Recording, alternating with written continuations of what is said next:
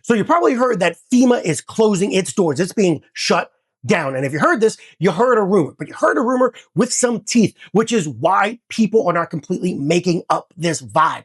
FEMA is facing one of the biggest reform pushes it's faced in decades. And the new 2026 FEMA Review Council report could change how disaster declarations, disaster funding, survivor assistance, public assistance, flood insurance, and disaster recovery contracting works. That's right. So the better question is not, is FEMA disappearing tomorrow, today, or yesterday? The better question really is, what kind of FEMA are we going to have next? Because there's going to be a new type of FEMA. And that answer matters for everything from states, cities, contractors, homeowners, and really anyone who actually prefers disaster response with more planning than chaos.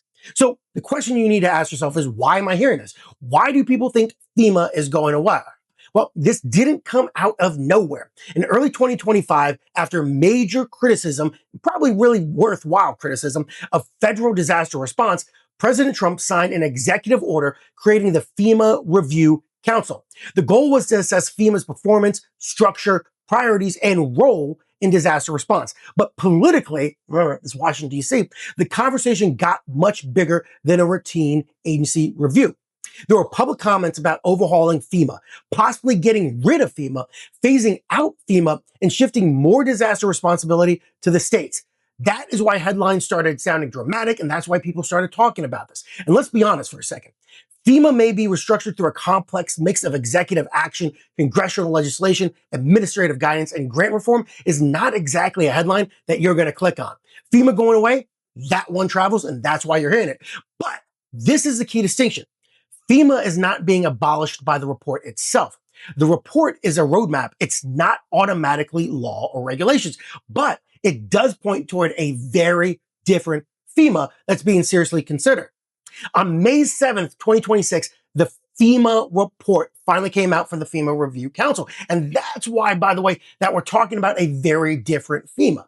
The central idea was that things needed to be locally executed, state or tribally managed, and federally supported.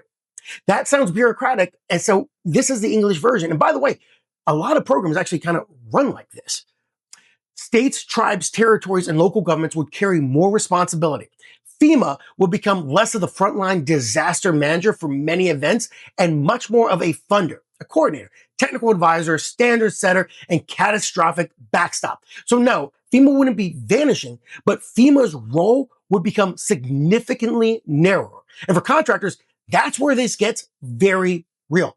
First off, disaster declarations could become harder to get. Today, a federal disaster declaration can unlock major funding for debris removal, emergency protective measures, road repairs, utility restoration, temporary facilities. You get the list. Even things like long-term recovery. The council, however, wants clearer and potentially stricter metrics for when federal support should kick in. That means some smaller or borderline disasters may not qualify for the same level of support from the federal government that they would have received under this current model.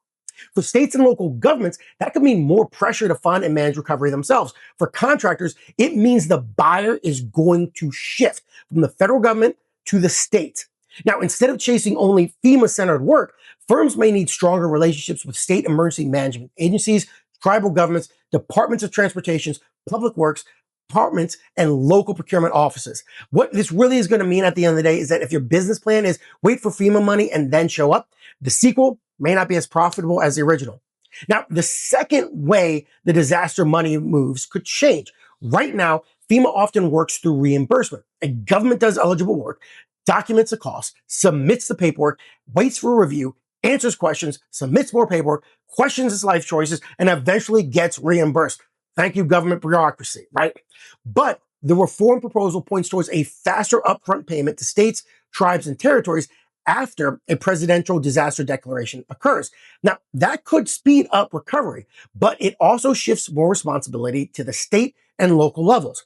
If money comes earlier, think about this. If money comes earlier, governments need strong systems for procurement, audit readiness, fraud prevention, eligibility tracking, grant management, and documentation. So the opportunity for contractors may not disappear, it's going to move. And it's really about less help me navigate FEMA headquarters and more help me state manage this money correctly before the auditors arrive with flashlights and handcuffs. Third off, survivor assistance could be simplified, but it's going to be simplified because it's narrowed. FEMA's individual assistance program helps disaster survivors with needs like temporary housing, rental assistance, home repair, and other disaster-related expenses. The reform direction would focus more heavily on emergency housing and could replace several forms of assistance with a simpler payment model. Be careful when people say simpler, by the way. Supporters say that this could reduce bureaucracy and get aid to people faster. However, there's always a but, critics worry it could leave low-income survivors, renters, seniors, people with disabilities, and families with complicated recovery needs with less support. So it's really not just an agency efficiency debate. This is a question about who carries the burden when a disaster moves from the headline phase to the long, expensive, boring recovery phase. We get to the fourth point, and this is kind of important. Public assistance will become more state-controlled under this model. FEMA's public assistance program is one of the biggest pieces of the disaster recovery market out there for contractors, bar none.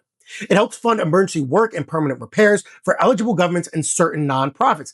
Really, this is all about infrastructure at the end of the day. Now, if more control shifts to states and tribes, contractors are going to completely need to rethink their pipelines. And by the way, probably a lot of their set-asides that they're able to use with the federal government. The companies most exposed are the ones built around FEMA-heavy processes, federal reimbursement workflows, headquarters support, closeout support, and smaller federally declared events. The companies with upside are the ones that help states already modernize disaster systems, manage grants, strengthen compliance, build financial controls, support procurement, improve emergency logistics, and plan mitigation projects. In other words, the work, that's not going to go away. Disasters are always going to happen. But the gatekeeper, the person who selects who's going to fix the disaster, that's going to change under this model. And then, we've gone over a lot, but this is a big one. We get to flood insurance. The council also points toward moving more flood insurance into the private market and continuing to align premiums more closely with actual risk. Now, that could create opportunities for insurers, reinsurers, catastrophe modeling firms, flood mapping providers, list goes on, but it's really politically sensitive. And for a good reason. Because when you say risk-based pricing, homeowners may hear and should hear, my flood insurance bill is about to develop a personality disorder and go straight to the moon. So when we're going through this conversation, you need to expect debate around affordability, availability, coastal communities, inland flooding, so much that you don't think about that the federal government overcomes. That's going to start becoming a case for your homeowner's insurance. So when you think about what is happening with FEMA is not being shut down today. Make sure to put that out there. But FEMA is facing a serious, I got to really emphasize this, FEMA is facing a serious structural reset. The future, really, according to this plan, is going to be a lot less Washington, D.C. centered, more state-led, more compliance-heavy, and more focused on catastrophic events rather than some of the smaller ones. For public agencies, that means more responsibility. For contractors, that means your FEMA strategy is going to need to become a state, tribal, and local disaster strategy. And for everyone else, it means that the next disaster may test not just FEMA, not just the entire system underneath it, but also yourself beyond what you're used to facing today. As always, thank you for watching. Really appreciate it. If you have any questions, we try to respond to every single one that comes into the comments. As always, thanks for watching. Please subscribe, like, really helps the channel. And if you want to deep dive into what's happening into FEMA, we have a link below to a long piece that we wrote and posted on our company's website. Thanks for watching.